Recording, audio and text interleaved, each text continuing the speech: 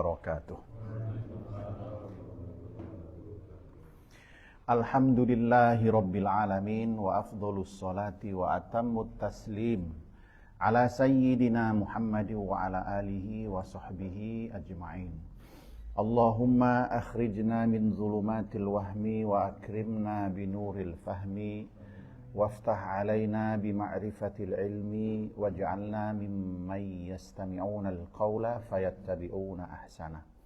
Allahumma la sahla illa ma ja'altahu sahla wa anta taj'alul hazna idza syi'ta ya hayyumu ya qayyumu sahla. Allahumma 'allimna ma jahilna wa dhakkirna ma nasina wa zidna ilma wa na'udzubika min hali ahli an-nari amma ba'd. Ayyuhal ikhwatul kiram, kita mulai pengajian kita pagi ini dengan membaca nazom Baiquniyah. Mangga kita baca bersama-sama, suaranya dikeraskan supaya suasananya hangat dan semangat ya. Baik, silahkan dibuka manzumahnya.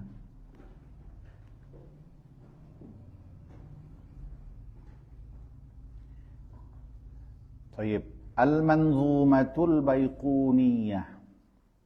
Tafadhal. Al-Manzumatul Baiquniyah. Bismillahirrahmanirrahim. Bismillahirrahmanirrahim. Qala al-musannifu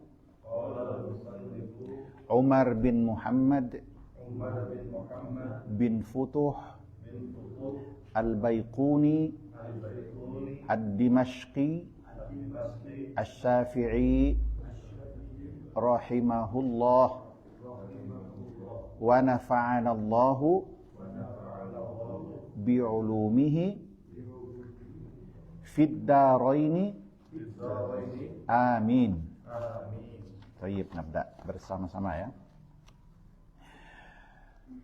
Abda'u bilhamdi musalliyan ala Muhammadin khairi nabiyyin ursila wa dini naqsamil hadithi idda wa kullu wahidin ata wa hadda awwaluha sahihu wa huwa mattasal isnaduhu wa lam yashudda aw yu'al yarwihi adlun dhabitun am mithlihi mu'tamadun fi dhabtihi wa naqlihi wal hasanul ma'rufu turqan wa ghadat rijaluhu laka sahih ishtaharat wa kullu ma'an rutbatil husni qasur fahuwa ad-dha'ifu wa huwa aqsaman kathur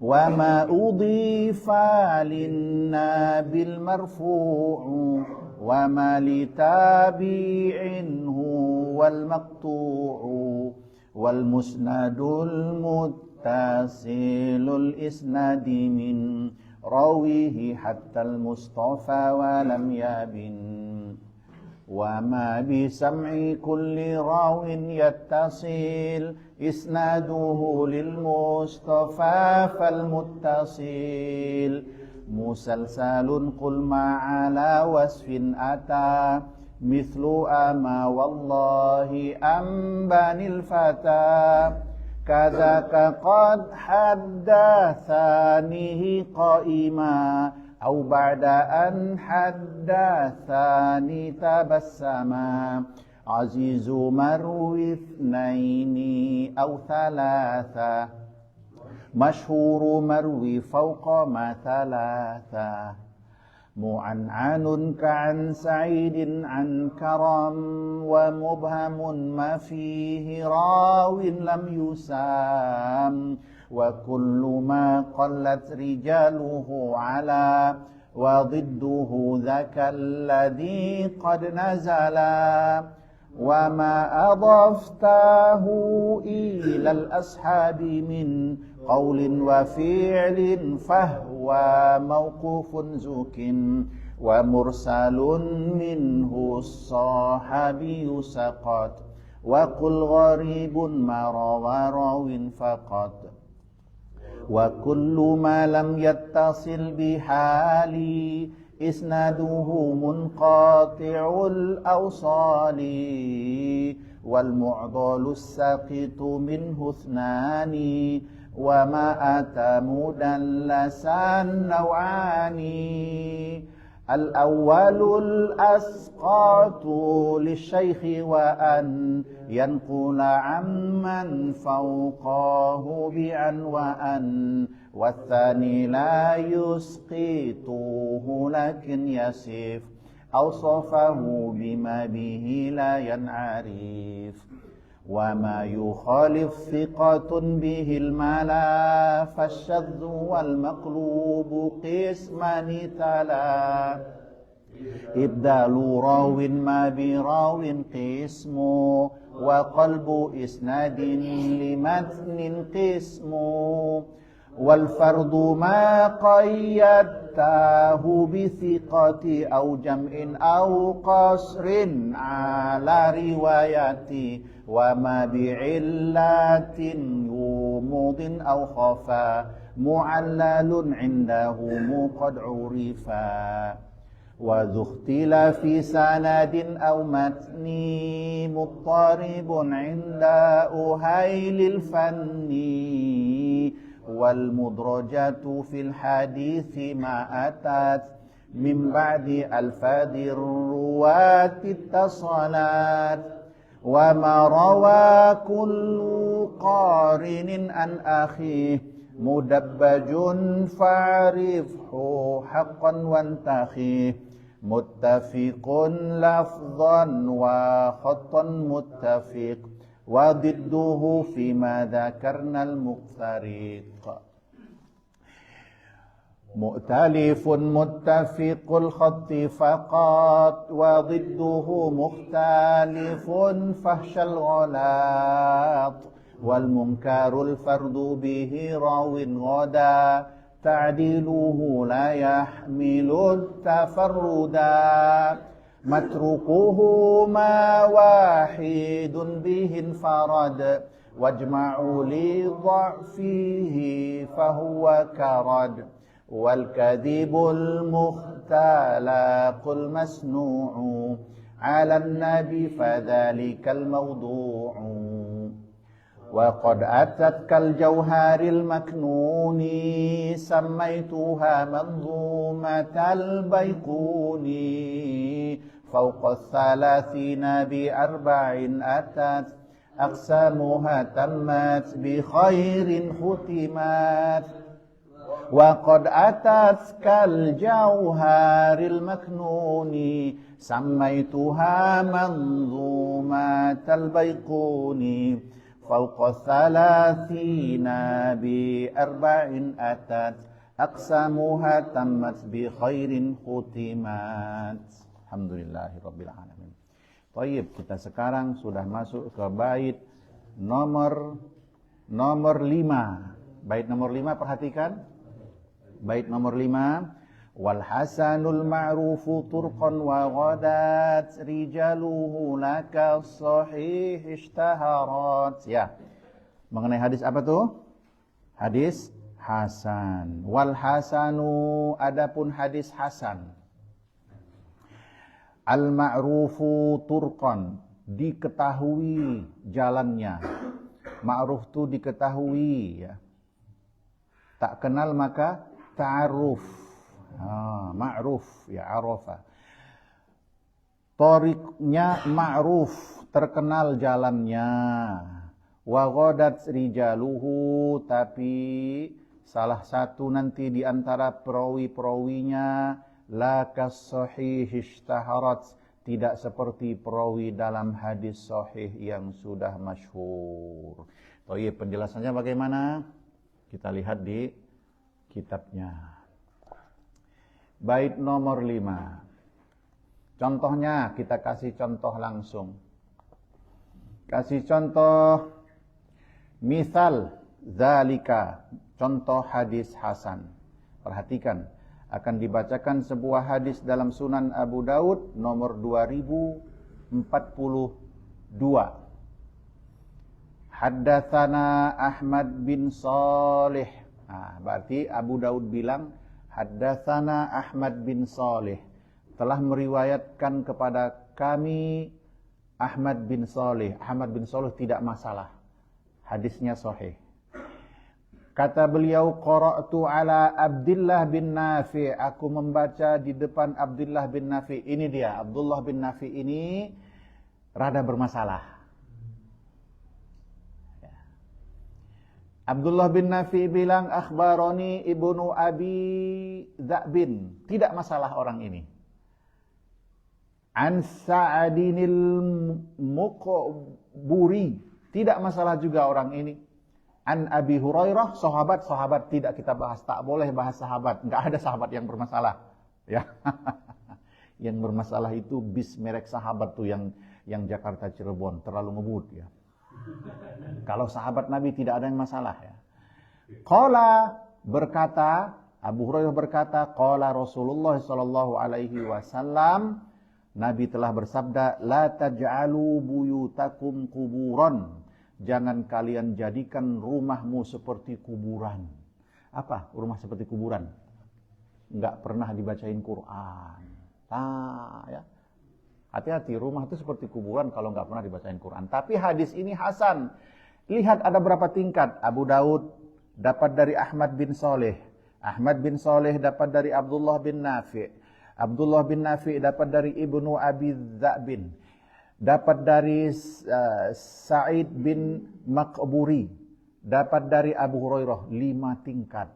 5 tingkat ini, tingkat yang ketiga yang masalah yaitu Abdullah bin Nafi'. Satu aja. Yang lain tidak masalah, tapi Abdullah bin Nafi' masalah. Apa masalah? Nah, harus dijelaskan. Jangan nanti antum berkira, wah bermasalah nih. Ternyata perawi juga ada yang masalah. Masalahnya bukan kayak kita. Beda. Kalau masalah kita mah udah repot dah. Lihat nih masalah mereka nih. Wa hadza isnadun hasan. Sanad yang kita bacakan tadi, nama-nama orang tadi itu hasan statusnya. Fa inna rawatahu kulluhum thiqatun musyahir. Semua perawinya itu thiqat dan masyhur. Seperti hadis sahih. Lakin akan tetapi, lakinna akan tetapi, itu saudaranya Kana atau Ina? Ayo mau ujian nih. Saudaranya Anna, ya. Hati-hati ya, nanti kan dapat ini. Lakinna Abdullah apa Abdullah bacanya? Lakinna Abdullah, karena saudara. Lakinna Abdullah bin Nafi, akan tetapi lihat tadi perawi yang bernama Abdullah bin Nafi As-Sa'il Al-Faqih Al-Madani Sahibu Malikin fihi layyinun, terdapat kelemahan. Itu aja, bukan kayak kita masalah dengan perempuan, masalah judi online, bukan gitu masalahnya, ya. Mereka ini agak lemah, la yaqdahu fi hadithihi, tapi kelemahan itu tidak merusak hadisnya sebetulnya, hanya agak lemah. Idz la khilafa fi adalatihi wa fiqhihi, enggak ada perdebatan apakah dia ini adil atau dia ini ahli fikih. Semua sepakat dia adil, bukan ahli maksiat, dan dia ahli fikih, sepakat. Terus apa kelemahannya? Itu aja. Wa annal ghalib alaihi dhabtu, kebanyakan hadisnya dhabit, bagus hadisnya, hafalannya bagus. Lakin qad yaghlatu ahyanan, tapi kadang-kadang kecampur dengan hafalan lain. Summa hadzal hadis mimma yu'rafu min hifdhihi. Nah, hadis yang kita bacakan barusan itu hadis yang diketahui dari hafalan beliau, laisa mimma yungkaru, tapi tidak diingkar. Itu aja. Jadi ada ketukar-tukar sedikit saja, tapi itu sedikit. Nah, maka hadisnya hasan. Maka hadis hasan itu, al-hasan huwa ma jama'a syurutas sahih, hadis yang mencukupi syarat-syarat sahih, illa anna fihi rawiyan khaffa dhabtuhu, akan tetapi ada salah satu perawinya yang agak lemah hafalannya. agak lemah ya, meren cuman hafal Yasin, Al-Kahfi. Itu kita. Kalau mereka Quran mah nggak masalah. Ini hadis yang sekian ribu itu ada yang 10 mungkin yang masalah, ada yang 1 mungkin yang masalah. Gitu aja, cuman itu aja. Ya, itu dia hadis. Nah, jadi dia mencakup syarat-syarat hadis sahih. Apa syarat hadis sahih? Awaluha sahihu wa huwa mattasal isnaduhu wa lam yashudda aw yu'al yarwihi adlun dhabitun am mithlihi mu'tamadun fi dhabtihi wa naqlihi. Itu. Jadi kalau antum hafal nazam itu, kalau ngomong tuh enak nanti. Apa itu hadis sahih? Antum tinggal bersenandung saja. Makanya ada guyonan Kiai Khalil bin Kiai Khalil Bangkalan dulu kan namanya Kiai biasanya gede badannya. Katanya jangan main-main. Ini perut saya kalau saya tepuk keluar nazam. Kalau kita ditepuk, kalau enggak keluarnya nazam ya. Itu nazam tuh gunanya begitu. Apa hadis sahih? Awaluhas sahih wa huwa mattasal isnaduhu. Sanadnya tersambung. Walam yashudza aw yu'al, tidak punya ilat. Yarwihi adlun dobitun, perawinya adil dan dobit. Nah, 5 syaratnya. Semuanya lengkap. Hadis hasan tuh begitu. Awwaluhas mattasal isnaduhu, isnad tersambung. Lengkap tadi, tersambung, enggak putus. Enggak sah, enggak bertentangan dengan hadis-hadis dengan hadis yang dengan perawi yang lebih ini. Enggak ada ilatnya, enggak ada penyakitnya. Kemudian perawinya adil beliau, tapi yang dobitnya kurang sedikit, itu aja. Maka hadis hasan. Maka kalau ada bilang hadis ini hasan, udah enggak masalah. Bisa dipakai dalam fikih, dalam akidah tidak bisa. Itu ya, paham ya? Thayyib, itu hadis hasan. Ya. Nah, contohnya sudah, itunya sudah. Berarti nanti kita akan masuk ke bait. Nah, tapi nanti ada tambahan. Tanbih. Perhatian. Al-hasan, hadis hasan.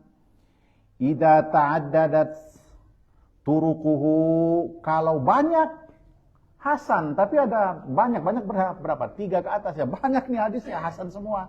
Isinya sama. Fa innahu yartaqi. Maka dia yartaqi. Yartaqi itu apa? Kalau dalam balap motor ada istilah rocky. The rocky itu yang sedang menanjak karirnya ya. Yartaqi itu menanjak ya. Bukan dari kata rocky, bukan ya. Yartaqi itu naik derajat hadis hasan itu ila darajatis sahih. Naik dia jadi sahih. Coba tuh. Dari hasan tadi kalau banyak, naik dia seperti hadis sahih. Naik derajatnya. Wa yusamma, dinamakan as-sahih li ghairih. Sahih li ghairih. Sahih karena kawan-kawannya. Sahih li ghairih. Wa kadzalika ma kana dha'fuhu khafifan. Begitu juga nanti hadis dhaif. Doifnya itu, doif itu nanti ada macam-macam. Doifnya ringan nih, doif ringan, tapi dia banyak. Idza ta'addadat turuquhu, jumlahnya banyak. Faqad yartaqi, maka hadis doif itu naik derajatnya ila darajatil husni, naik jadi hasan. Hadis doif, tapi lemah, banyak doifnya, naik jadi hasan. Hasan banyak, naik jadi sahih, namanya sahih li ghairi. Wa yusammal hasan li ghairi. Kita nih banyak dipanggil ustad. Kenapa? Karena teman kita banyak ustad li ghairi. Ustad karena teman-temannya ustad. Ya. Jadi hadis dhaif jangan dulu dibuang. Kalau dia banyak, naik dia hasan li ghairi. Hadis hasan apalagi banyak, naik menjadi sahih li ghairi. Wallahu a'lamu bishawab. Ya, baik. Nah, jadi kalau bait yang sudah itu kita ulang-ulang supaya kita hafal. Kalau sudah hafal, maka kata para ulama, man hafizul mutun hadal funun. Barang siapa yang hafal matan, dia telah menggenggam keahlian dalam ilmu itu. Antum mengajar ulumul hadis, gak usah bawa kitab. Kalau udah hafal ini misalnya, tinggal ini aja. Ada matan tajwid, ngajar tajwid, gak usah bawa kitab, bisa. Ya sudah hafal itunya. Itu maksudnya diringkas oleh para ulama. Taib. Fiqhu Bulughil Maram li Bayanil Ahkamis Syar'iyyah. Kita masuk kepada kitab Bulughul Maram. Kita kemarin sampai kepada hadis nomor 8 toh? Ya. Sudah hafal ya yang 8 ya berarti?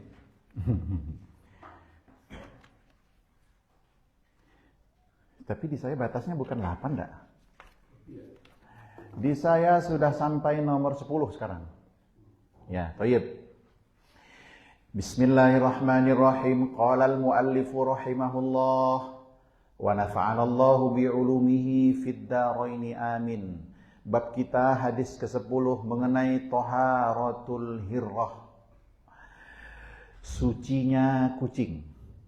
Biasanya ayah kucing oren di dianya. Tahu dia hari ini pembahasan kucing, enggak hadir dia. Sucinya kucing. Nah, ya.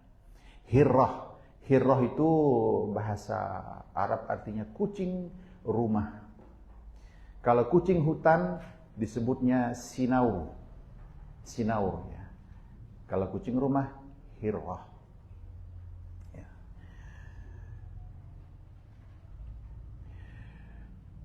Wa qala wa an Abi Qatadah, dari Abu Qatadah radhiyallahu anhu, semoga Allah meridhai Abu Qatadah, anna Rasulullah sallallahu alaihi wasallam, bahwa Rasulullah sallallahu alaihi wasallam qala, telah bersabda, fil hirrah, mengenai kucing.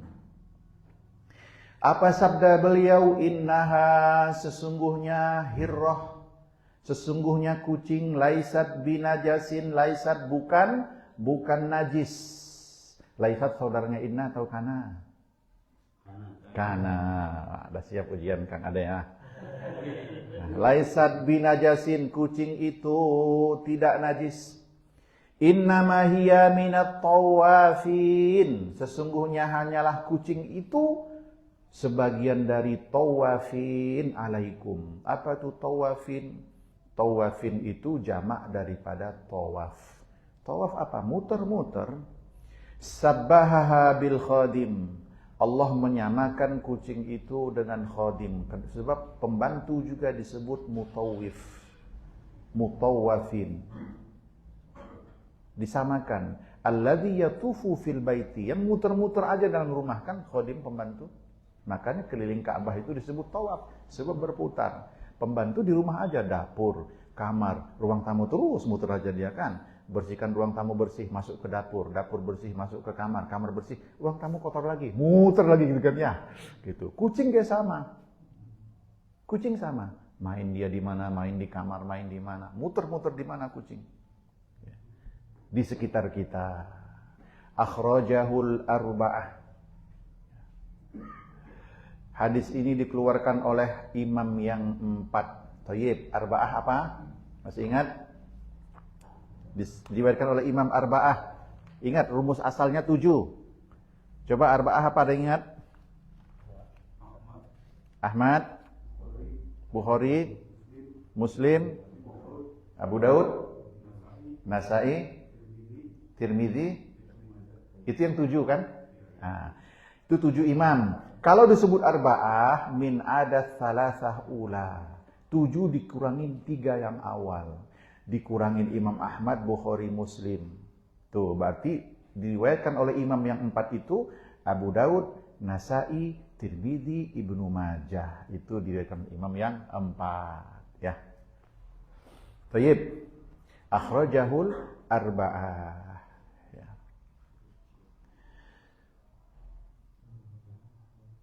Apa hikmah dari atau faidah daripada hadis tersebut? Fiqhul hadis wa ahkamuhu.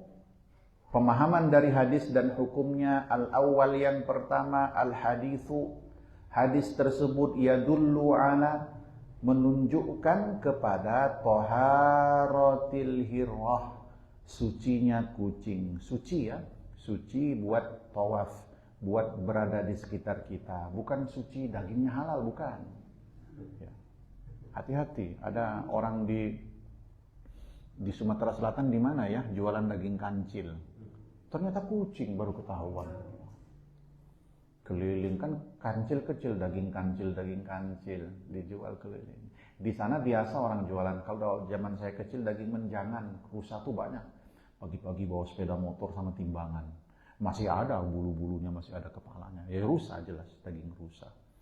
Nah, mungkin ini kancil dia bilang, tapi sudah dipotong-potong. Nah, pada beli ibu-ibu. Ternyata kucing. Udah ketangkep tapi. Itu setelah saya pindah ke Bogor, berarti saya nggak sempat makan juga sana. Pak Erwin sudah lebih lama lagi di Bogor ya. Jangan dikira saya sama Pak Erwin makan kucing, enggak.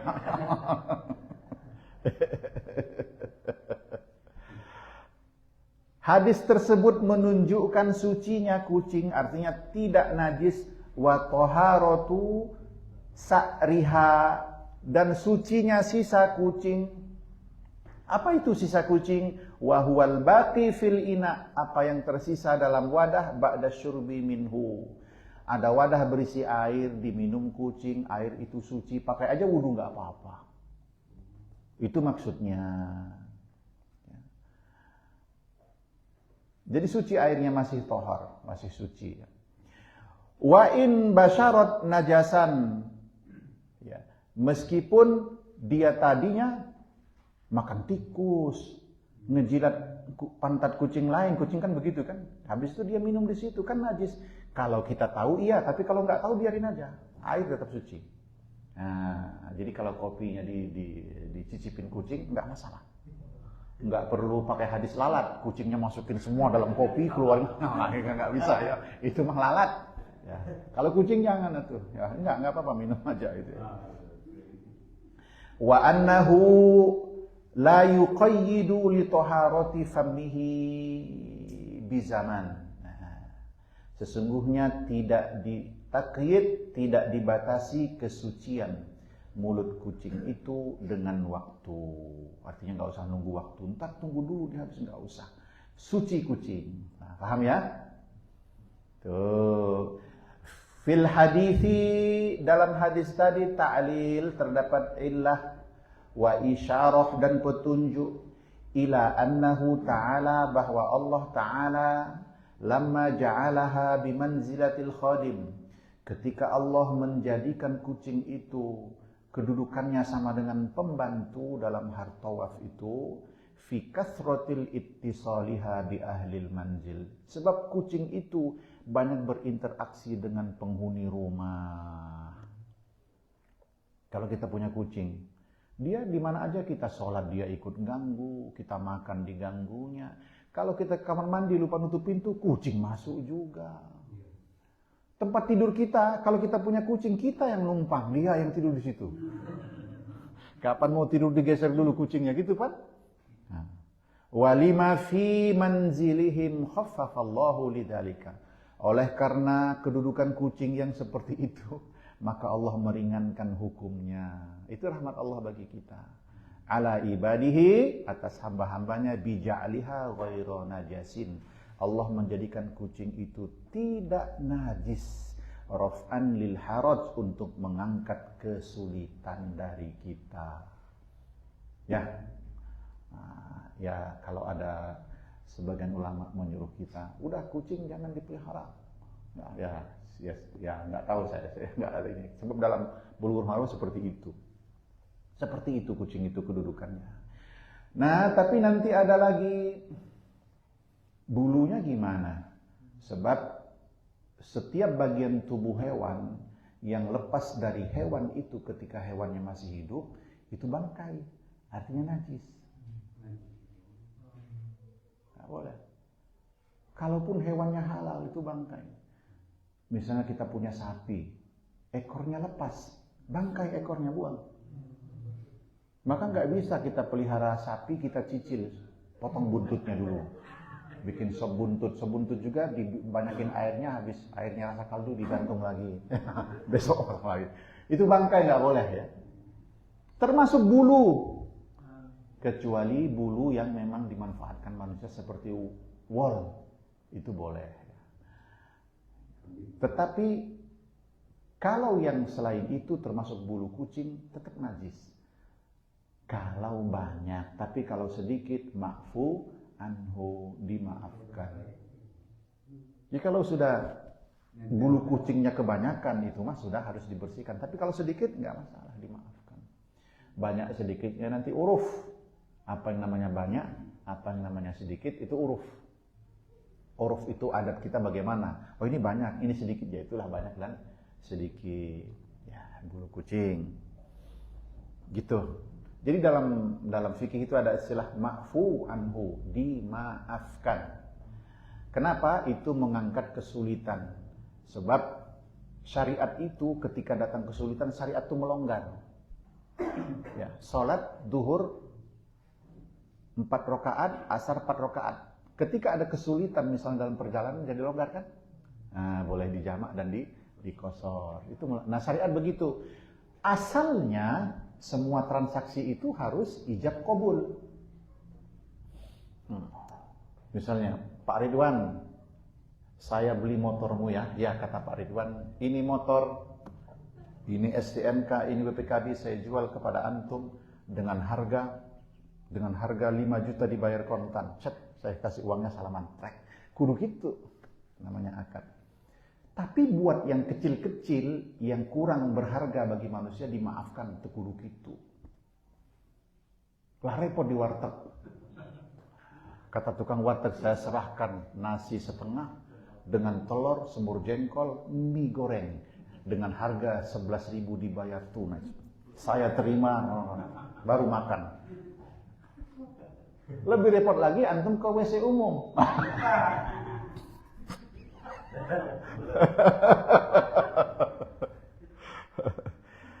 Saya sewakan WC umum ini kepada Anda selama 15 menit dengan bayaran 2.000 dibayar tunai. Kata antum tekudu, geus ya. Lila teuing gitu kan. Itu dimaafkan. Yang begitu dimaafkan. Untuk yang kecil-kecil dimaafkan, itu namanya ma'fu anhu. Ma'fu anhu dimaafkan. Sebab susah kita menjaganya. Ya, itu ya. Tapi ma'fu anhu itu ulama yang menjelaskan. Jangan kita, kalau kita disuruh menjelaskan, ma'fu anhu semua. Lagi naik mobil, mau berhenti lagi di tol, kita nggak sholat nih, ma'fu anhu. Nah, bahaya itu. Bahaya akhirnya, semuanya ma'fu anhu. Supirnya minum minuman keras, kenapa? Kalau enggak saya ngantuk. Kan minuman keras haram, ma'fu anhu. Nah, itu dia. Makanya ma'fu anhu itu ulama fikih nanti yang menjelaskan. Jangan ngarang sendiri. Nanti kalau ngarang sendiri ada ma'fu anhu, ada ma'fu anha nanti. Manusia begitu kadang-kadang ya. Ya, thayyib, itu hadis mengenai kucing. Selanjutnya hadis ke-11, pembahasannya sudah pindah najasatul baul wa taharatihi bil ma. Akan bicara mengenai najisnya air kencing dan mensucikannya itu dengan air. Ya. Thayyib. Nah, jadi ternyata semua hal yang kita lakukan selama ini ada dalilnya toh, tapi kita belum ketemu aja. Wa qala wa an Anas bin Malik radhiyallahu anhu qala, dari Anas bin Malik radhiyallahu anhu berkata, jaa a'rabiyun, telah datang seorang A'rab. A'rab itu apa? Huwa man nazalal badiyah minal Arab, orang yang tinggal di pelosok-pelosok tanah Arab. Mungkin ya kalau kita naik bus dari Mekah ke Madinah, di tengah perjalanan itu ada orang yang pakai kemah-kemah tuh dipelihara kambing. Nah, mungkin itu Arab Baduy itu. Orang kalau di kita orang pelosok negeri di kita ada nggak, masih ada nggak ya? Ya. Suku anak dalam mungkin ya. Itu maksudnya Arab. Jadi orang Arab yang tinggal di pelosok tanah Arab datang ke Madinah. Ketika sampai di Masjid Nabawi, fabala fi ta'ifatil masjid, pipis dia, kencing di pojok di salah satu sisi masjid. Kencing dia. Gitu. Fajajarohu an-nas. Fajajarohu an-nas, maka orang-orang membentaknya. Hei. Ya, kebayang orang kencing di masjid. Fanahahumun nabiyyu, tapi Nabi melarang mereka, jangan dibentak. Sallallahu alaihi wasallam. Jangan dibentak, biarkan. Falamma qada baulahu, setelah orang itu selesai kencing, amaron nabiyyu sallallahu alaihi wasallam, Nabi memerintahkan bidzanubin mimma, mengambil air dalam wadah yang besar. Zanub itu wadah yang besar. Fa uhriqa alaihi, terus disiramkan di kencingnya tadi. Muttafaqun alaih, artinya diriwayatkan oleh Bukhari Muslim, sama-sama dari Anas bin Malik. Tuh hadisnya ya. Nah, apa pelajarannya? Yang pertama, itsbatu najasati baulil adami. Hadis ini menetapkan bahwa kencingnya anak Adam itu najis. Najis apa? Mutawassithah, najis yang pertengahan. Najis kan ada najis mughalladhah, anjing dan babi, ada najis mutawassithah yang pertengahan. Nah, inilah kencing manusia. Ada najis mukhaffafah. Najis mukhaffafah ini adalah air kencing bayi laki-laki yang belum 2 tahun, masih menyusu belum 2 tahun dan belum makan apa-apa selain air susu ibunya. Tapi kalau kencing kita itu najis mutawassithah. Meskipun habis makan jengkol tetap mutawassithah. Jangan mentang-mentang habis makan jengkol mughalladhah tuh. Enggak, tetap mutawassithah ya. Jangan mendiskreditkan jengkol ya. Tetap najis mutawassithah. Wa huwa mujma'un alaih, itu ijma', sepakat para ulama, sepakat bahwa najis manusia, kencing manusia itu najis. Wala farqa bainal kabir was shaghir, enggak ada bedanya remaja, dewasa, aki-aki, sama najis. Lakin baulus shaghir yakfi fihi nadhu li hadisin akhar. Akan tetapi kencing bayi yang belum makan apa-apa itu, yang umur di bawah 2 tahun, cukup dipercikin air saja, nanti ada hadisnya. Ya, sekarang membahas kencing bapaknya dulu, bayinya nanti kan. At-tsani, yang kedua, wujubu ihtiramil masjidi wa tanzihi 'anil aqdar. Tuh, yang kedua, hadis ini menunjukkan wajib hukumnya menjaga masjid dari kekotoran-kotoran. Nah, kita nih hati-hati kalau di masjid, ya, jangan colok-colok ke karpet gitu terus ya. Jangan. Colok-colok ini terus ke dinding. Jangan, harus jaga itu. Meludah, hati-hati meludah. Jangan kalau dulu kan lantai pasir. Lantai pasir mah mungkin orang gampang saja digeser pasirnya dikit tertimbun. Tapi kalau lantai sudah keramik, jangan meludah di situ. Dijaga kebersihan masjid. Ada kotoran cicak, disapu. Tidak mesti merbot. Sebab membersihkan masjid itu punya keutamaan. Pada masa Nabi ada seorang wanita, dia suka nyapu di masjid, disapunya masjid. Suatu saat enggak ketemu lagi. Ternyata Nabi perhatikan, kata Nabi, di mana wanita tua yang sering nyapu masjid? Kata mereka, sudah meninggal. Kata Nabi, kenapa kalian enggak bilang aku? Ya. Jadi kita harus ringan tangan kalau kita ke masjid, bertemu sesuatu yang mengotori, kita bersihkan. Jangan malah kita yang mengotori. Maka anak-anak kalau kita bawa ke masjid boleh. Tapi kalau dia belum mumayyiz, kasihlah pampers, kasih apa. Jangan sampai kita sholat dia kencing. Ya, hati-hati ya. Kita juga kalau masuk masjid, tengok dulu badan kita, kaki kita kiri kanan. Jangan-jangan di rumah bersih, di jalan kena ranjau. Nah, masuk ke masjid, merata ke masjid najisnya. Ya, wajib hukumnya ya, menjaga masjid, kebersihan masjid. Yang ketiga, al-ardu tathuru bisabbil ma'i 'alaiha wa la yushtarahu hafruha. Ingat, Tanah nih, permukaan tanah itu kalau dia kena najis, dia menjadi suci, cukup dengan menyiram air ke atasnya, nggak perlu dikubur. Suci sudah. Ada orang kencing di situ, najis, siram aja dia. Sudah selesai, nggak perlu dikubur kencingnya. Itulah hebatnya tanah. Secara agama dia cukup disiram air suci, secara fisika tanah itu menetralisir listrik. Listrik itu maka dikasih apa? Arde namanya. Netral kalau sudah ke tanah. Najis juga begitu. Maka salah satu alat taharah itu adalah tanah nanti. Maka tanah kalau kena kencing itu siram aja, selesai. Ar-rabi' yang keempat, ghasalatun najasah in taghayyara ta'muha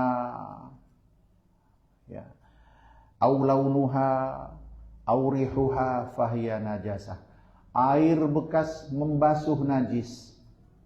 Air bekas membasuh najis. Kalau air itu berubah salah satunya, apa indikasi air?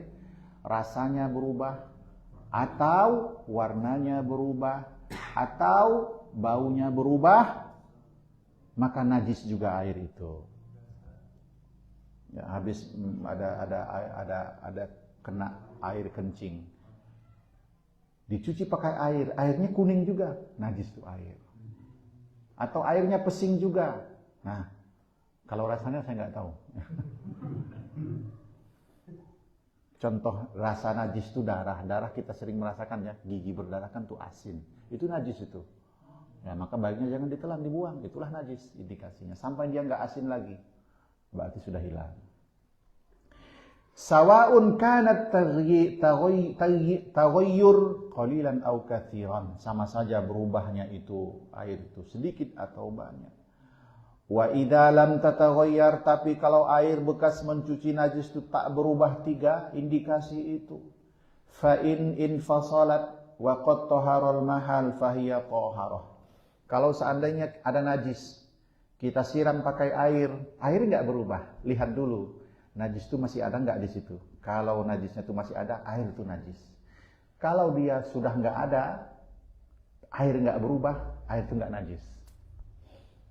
Tapi di kita mah hese-hese amat, buang semua ya. Kalau di kita, ini negeri yang susah air ya, di Timur Tengah sana air susah. Tapi kita kadang-kadang dalam keadaan darurat nggak ada air lagi kecuali itu. Ya. Tapi kalau dia wa in fasalat wa lam yathur al mahal fahiya najasah fi sahih. Kalau dia masih ada najisnya, air itu lewat meskipun air nggak berubah, air itu dianggap najis. Al-khamis, pemahaman kelima dari hadis fil hadisi rifqu bil jahil. Dalam hadis tadi terdapat anjuran bersikap lembut terhadap orang bodoh. Sama orang bodoh, lihat Nabi, orang Arab Badui itu kagak dibentak, jangan bentak kata Nabi. Ya. Orang dia kagak ngerti. Ya. Orang bodoh ya, orang nggak mengerti. Bukan buta huruf mah belum tentu bodoh. Ada orang naik motor berdua, dia nyupir, yang di belakang temannya. Dihadang polisi, ngelanggar rambu-rambu, dilarang masuk atau apa gitu. Silang polisi, kata polisi, berhenti, kamu baca nggak itu? Oh iya Pak, baca. Apanya? Apa bacanya? Dia nggak bisa baca ternyata, tapi pintar, bisa naik motor, bisa dagang.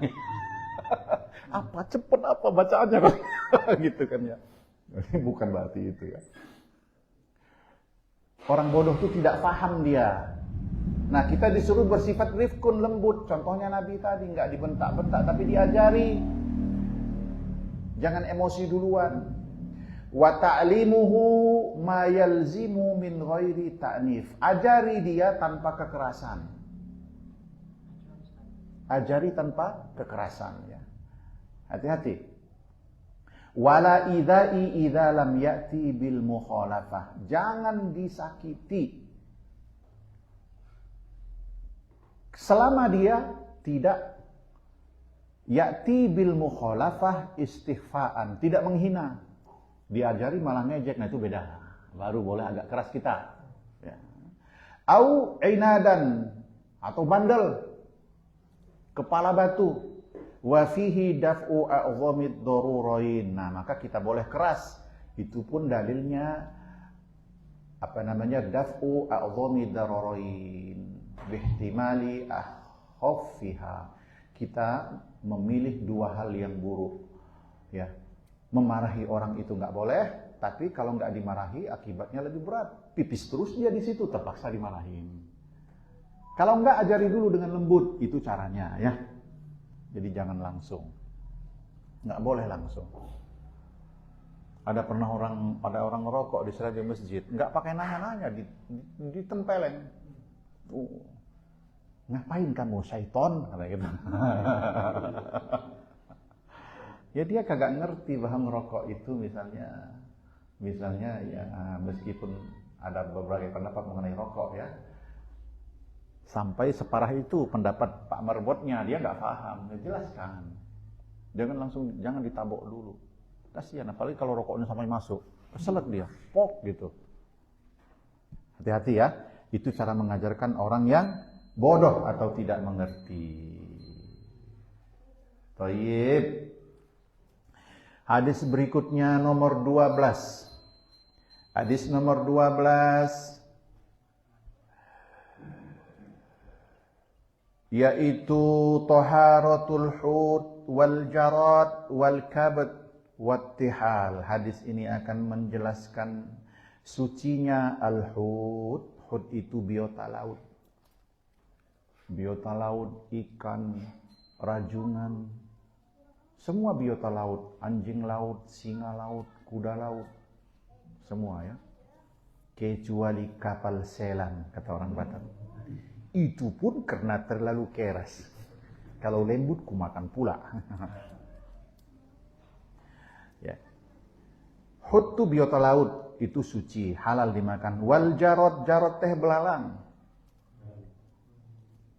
Belalang, asal nggak gatal-gatal aja.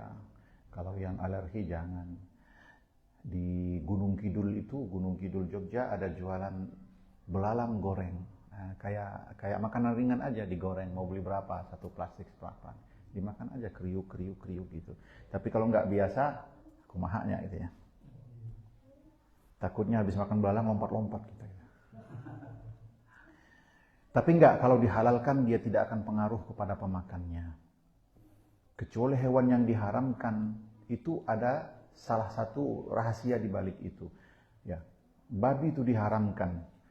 Orang kalau makan babi itu biasanya kelakuannya kayak babi, jorok. Babi itu hewan paling jorok. Babi itu kalau nggak dikasih makan, lupa ngasih makan, tenang aja babi. Kenapa? Kotorannya dimakan. Maka manusia kalau makan daging babi, perbuatannya jorok, nggak kenal mahram, nggak kenal uang halal haram gitu. Terus apa lagi? Wal kabdu. Wal kabdu itu hati. Hati. Senang kan makan hati ayam, hati kambing, hati sapi, enak. Sate kambing kalau nggak ada hatinya kurang nendang ya. Wattihal, tihal itu limpa. Tahu limpa nggak? Limpa, hati apung. Hadisnya apa? Wa'an ibni Umar radhiyallahu anhuma, dari Ibnu Umar, semoga Allah meridai keduanya. Qala, dia berkata, qala Rasulullah sallallahu alaihi wasallam, telah bersabda Rasulullah sallam, uhillat lana, dihalalkan bagi kami, kata Nabi, artinya bagi umat Islam. Apa? Maitatani, dua macam bangkai, wadamani, dan dua macam darah. Aslinya bangkai itu haram, darah itu haram, kecuali dua masing-masing. Fa'ammal maitatan, adapun dua buah bangkai yang halal itu, yang pertama fal jaradu wal hut, belalang dan biota laut, belalang dan ikan lah kata kita, halal. Maksudnya halal apa? Kagak ada bangkainya, ketemu ikan mati, buah ambil aja. Kalau punya kita, kalau di kolam orang punya orang, ya. Kalau di kolam kita atau kita ketemu di sungai ikan mati, ambil aja. Bangkai, nggak ada bangkai ikan. Meskipun nggak pakai disembelih, pakai Allahu Akbar, boleh. Lah kalau pakai Allahu Akbar, kasih yang tukang teri, ikan teri ya. Ikan teri 1 kilo, pakai Allahu Akbar. Seminggu tuh, Bismillah Allahu Akbar, Bismillah Allahu Akbar, Bismillah Allahu Akbar. Ya, ikan nggak harus begitu. Yang penting masih sehat, ya silakan aja. Kalau orang bikin terasi, apa ikannya di itu? Enggak kan? Bikin terasi itu enggak semua terasi ya. Ikan-ikan yang sisa, yang sudah agak bau-bau, digiling jadi satu. Oh, digiling, diinjak-injak. Ada ceritanya nginjak-injaknya di pinggir pantai, swet, itu kan ya. Kepiting lewat masuk, injak juga. Ular lewat masuk, injak sekalian gitu. Nah, mungkin nggak begitu ya. Artinya memang ada ininya. Kalau di Sumatera Selatan ada bekasam, Pak. Bekasam itu ikan yang sudah nggak laku dijual biasanya ya. Dibusukkan ya. Bekasam ya. Dibusukkan, tapi rasanya ngalahin ikan yang enak. Habis nasi hangat sama bekasam, la ilaha illallah Muhammadur Rasulullah ya. Jadi lapar kita. Wa ammad daman, adapun 2 macam darah itu tihal, limpa dan kabid dan hati. Akhrajahu Ahmad wa Ibnu Majah wa fihi dha'fun. Hadis ini diriwayatkan oleh Imam Ahmad dan Ibnu Majah, tapi dalam hadis itu ada yang dhaif. Nah, ini makanya kita baca itu dulu tadi kan? Kita baca itu dulu tadi, tapi nanti kita jelaskan itu. Jadi darah itu cuma 2 yang halal, limpa dan hati. Darah selebihnya itu haram. Haram. Dulu di kampung saya kalau orang motong sapi, itu darahnya ditampung, dikasih garam, namanya marus, dipotong-potong, seret, dijual di pasar. Orang yang tidak mampu beli hati ya beli hati yang KW aja. Itu rasanya sama dengan hati, ya sama-sama darah. Makanya disebut darah yang halal itu hati dan limpa. Selebihnya jangan, buang. Ya. Kalau di Jawa pakai lidi katanya. Kalau ada orang motong, wah rebutan tuh. Udah ada lidi, udah ada yang pesan gitu. Kang Andi sudah duluan langsung lidi. Punya Kang Andi itu nanti. Gitu ya. Karena ya murah gitu, murah. Tapi tak boleh itu, haram. Ya. Thayyib.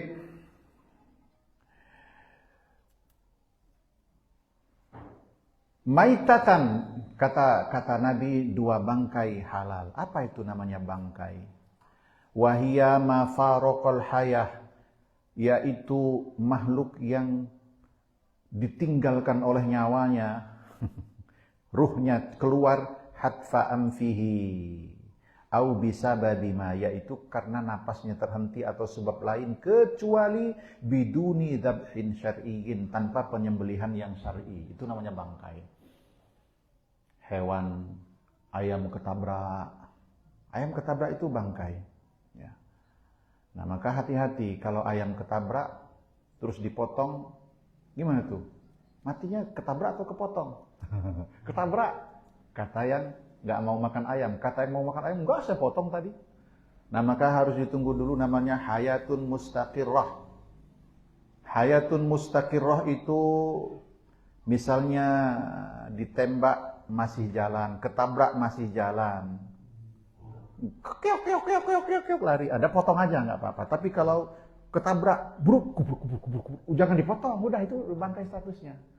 Tapi kan mati saya potong, mati karena ketabrak. Ente motong itu cuma pelengkap saja, dia matinya ketabrak. Hayatun mustaqirratun, ya, itu diperkirakan begitu. Nah, kalau yang selebihnya itu mati karena alasan tidak syar'i, itu bangkai. Maka kalau beli ayam lihat dulu lehernya luka nggak. Beli ayam bekakak lehernya mulus, gimana tuh?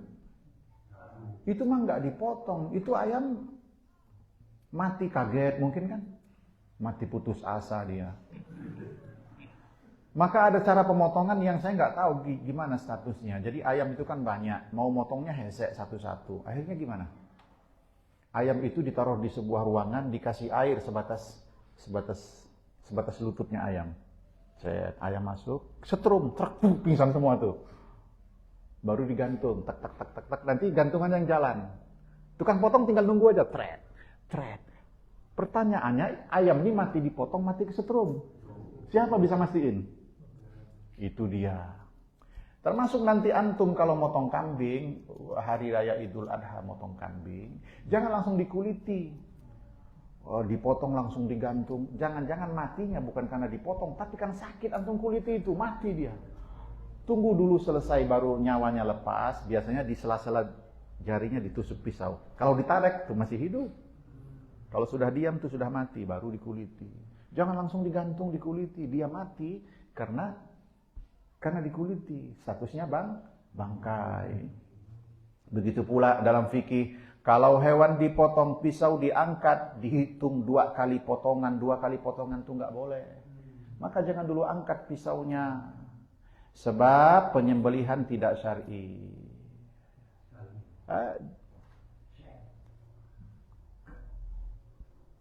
Masih belum diangkat, tapi kalau nggak boleh, jangan turunkan lagi udah.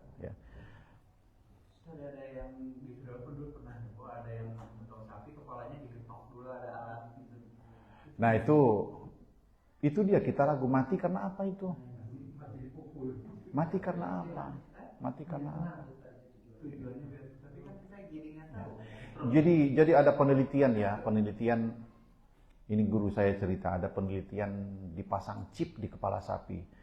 Terus satunya ditembak, satunya disembelih. Itu ada grafiknya tuh. Kalau yang disembelih itu pertama, tapi setelah itu udah. Tapi kalau yang ditembak itu grafiknya kesakitannya lama itu, hanya dia nggak bisa bergerak lagi gitu. Nah makanya dalam Islam hukum-hukum kisos itu kan dipenggal, nggak disetrum, nggak diapa, nggak begitu. Itu paling cepat gitu ya, dan tidak sakit hewannya. Hati-hati kalau motong ya.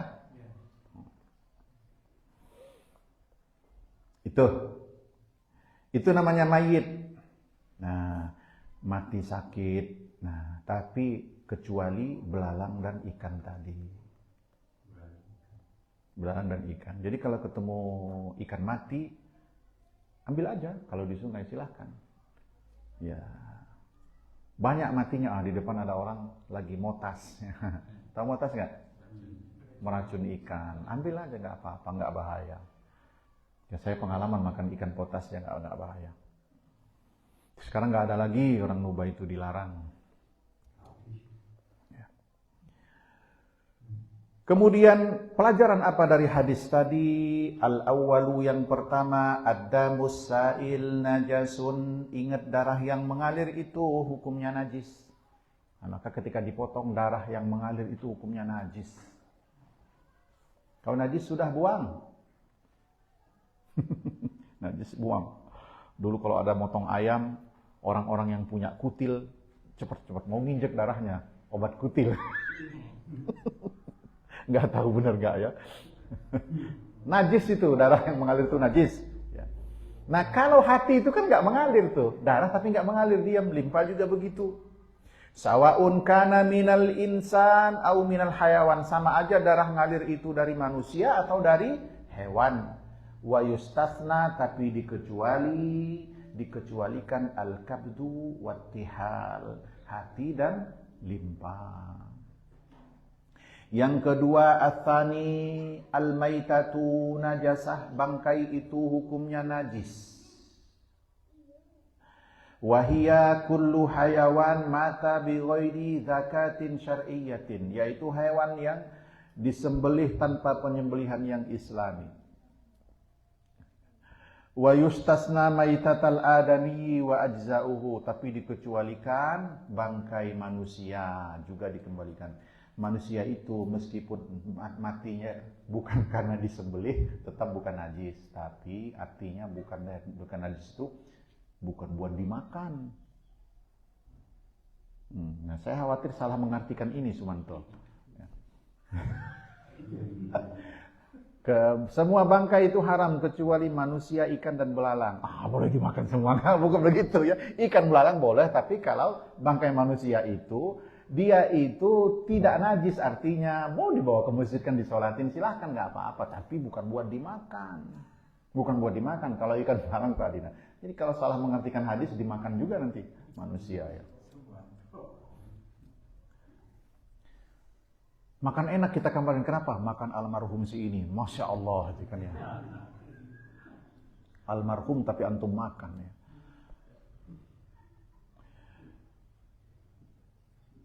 Kemudian fa'innaha tahirah, manusia dan bagian-bagian tubuhnya itu suci. Wa yustasna min najasatil maitah as-samak wa sairil hayawatil bahr, dikecualikan juga dari najisnya bangkai adalah ikan dan hewan-hewan laut.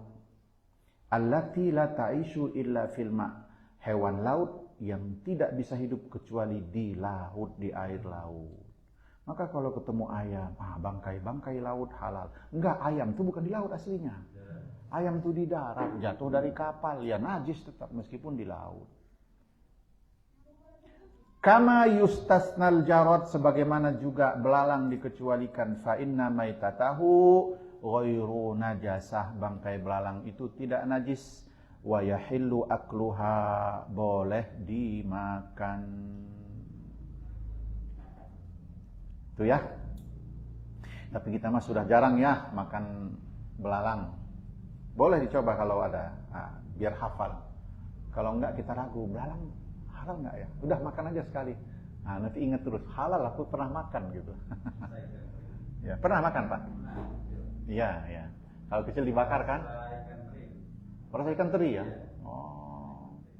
Rasa ikan teri. Berarti belalang sini rasa ikan teri, belalang kami rasa sapi. Ada belalang yang coklat agak gede itu. Coklat gede. Bukan belalang sembah itu ya. Gede coklat dia. Itu dibakar, itu enak sekali dagingnya. Rasa sapi di sana ya.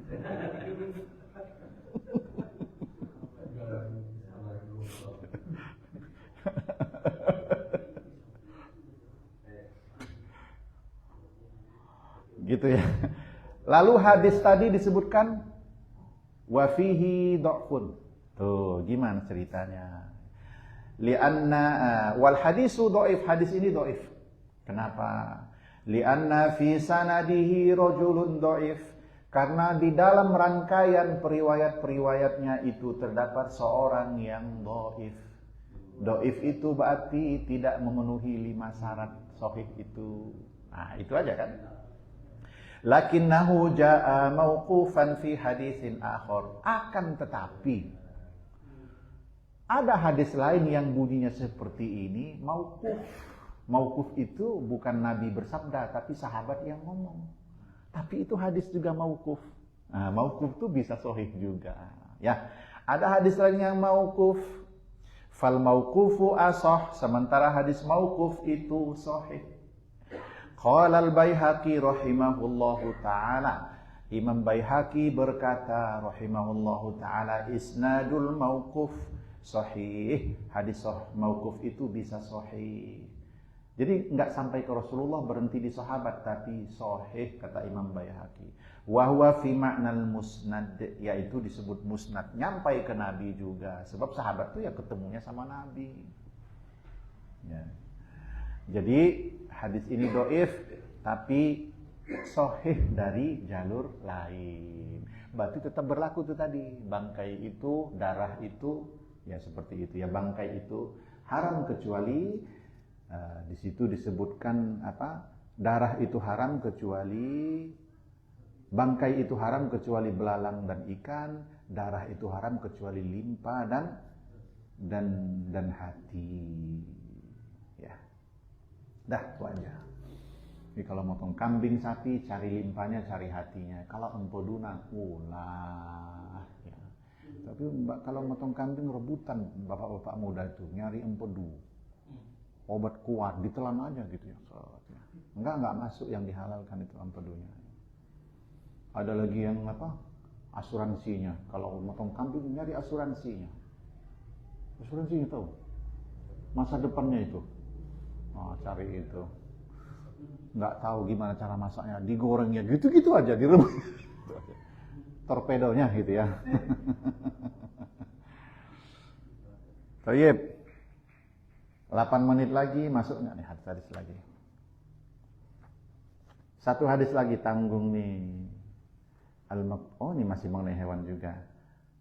Cukup ya? Sudah 53, 7.50. Kita jam berapa selesai? Jam 8 kan?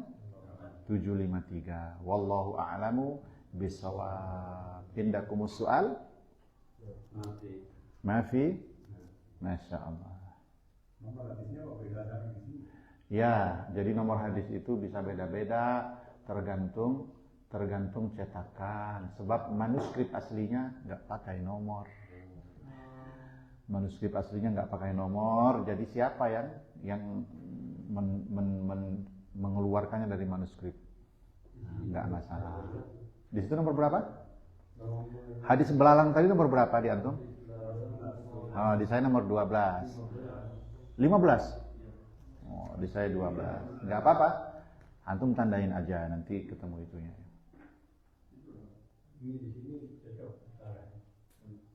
Ya.